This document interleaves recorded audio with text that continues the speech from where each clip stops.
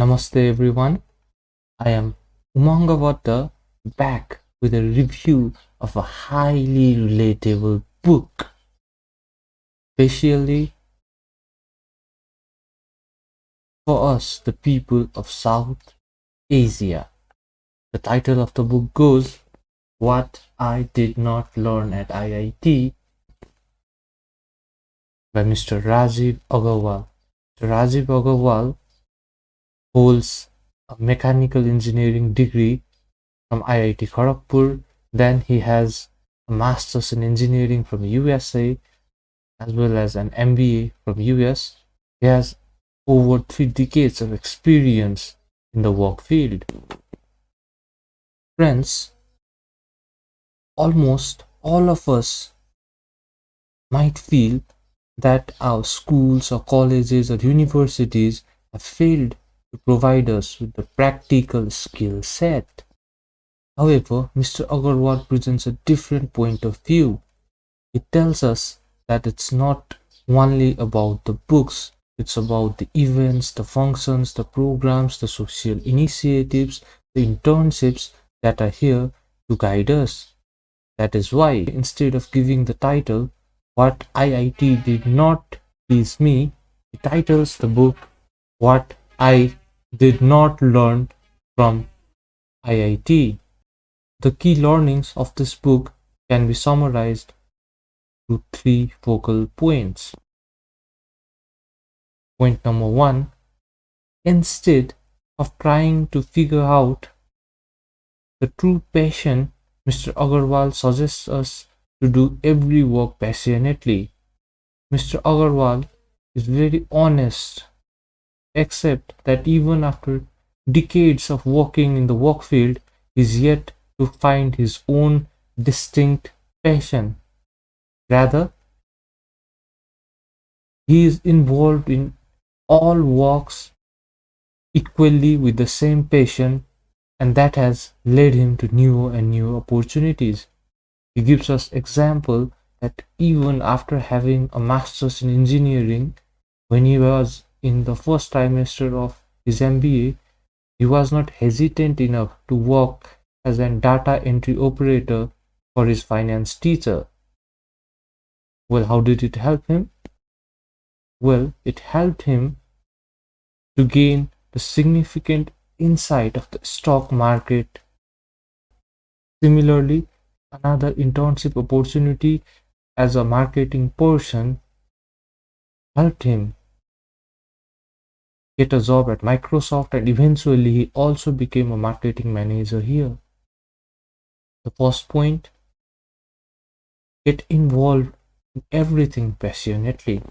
Second, he shows us the key ways the organization functions. He gives us example that when he entered the organization, he felt that he knew more about some topics than the supervisor. He felt the supervisor having knowledge that is outdated.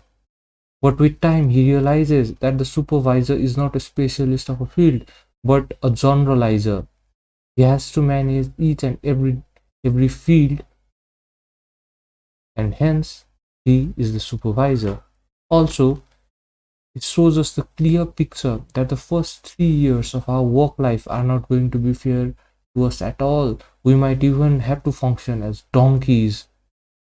A 20 kg donkey having to lift 200 kg of load.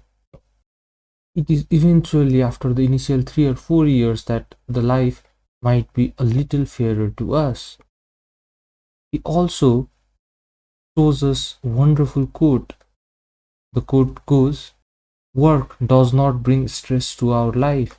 It is worry that brings stress to us. It is not the movement that is problematic, it is the friction that is problematic.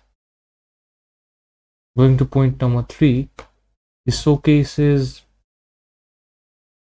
some of the most practical day-to-day aspects such as writing a mail.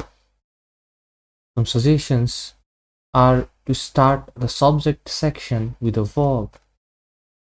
Similarly, if we have two or more topics to discuss, then we should be writing separate mails for each of the topics. He also advises us to exercise at least 7 minutes every day.